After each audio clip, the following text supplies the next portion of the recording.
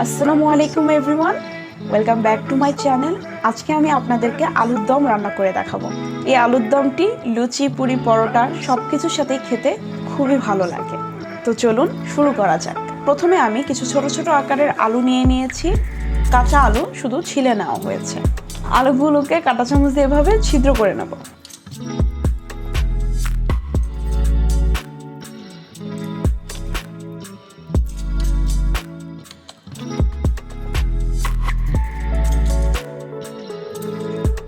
এখন আলুগুলোকে আমি সরিষার তেলে 3 থেকে 4 মিনিটের জন্য ভেজে নেব।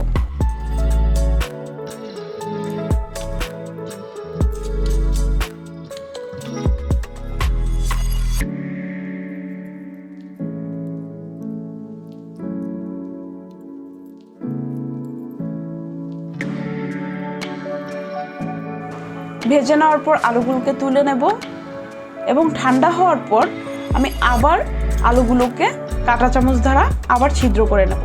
এতে করে আলুর দমের সবগুলো মশলা এই আলুর ভিতর খুব সহজে ঢুকে যাবে।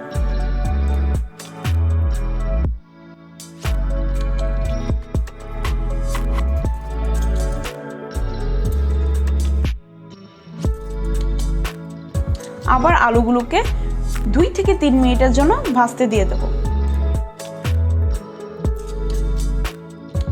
ভাজা হয়ে গেলে আলুগুলোকে তুলে নিতে হবে। সে একই আলু ভাজার তেলে একটা এলাচ, 2 টুকরা দারচিনি, 2টা তেজপাতা দিয়ে দিয়েছি।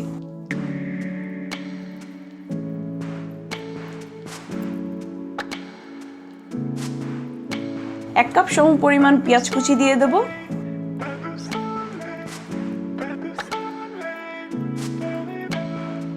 পেঁয়াজগুলো নরম হয়ে আসা পর্যন্ত ভেজে নেব। তারপর 2 চামচ সম পরিমাণ হালকা করে বেটে নেওয়া পেঁয়াজ দিয়ে দেব।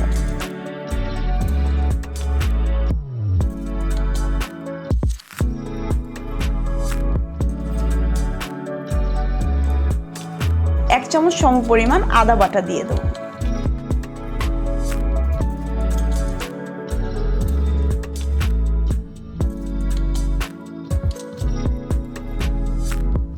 আধা চামচ হলুদের গুঁড়া, 1 চামচ মরিচের গুঁড়া এবং সামান্য একটু পানি দিয়ে দেব।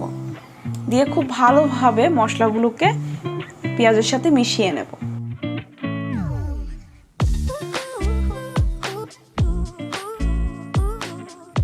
ধনিয়া গুঁড়া,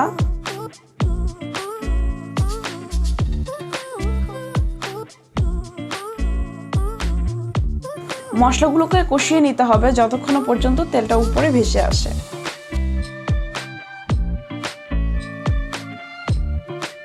স্বাদ অনুযায়ী লবণ দিয়ে দিতে হবে।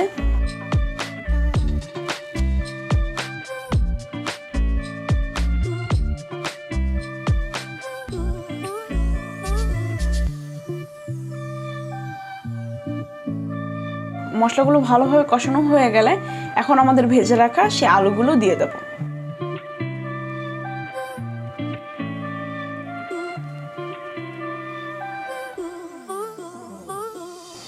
দিয়ে আলুগুলোকে খুব ভালোভাবে মশলার সাথে মিশিয়ে দিতে হবে এবং সামান্য কিছু পানি দিয়ে ঢেকে দিতে হবে।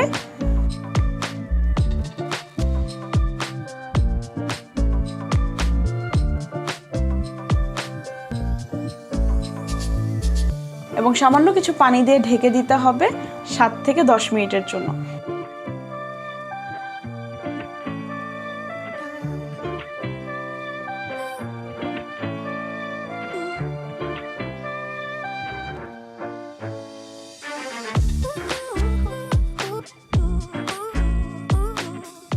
এখন ধনিয়া পাতা এবং আস্ত কাঁচামরিচ দিয়ে দিতে হবে।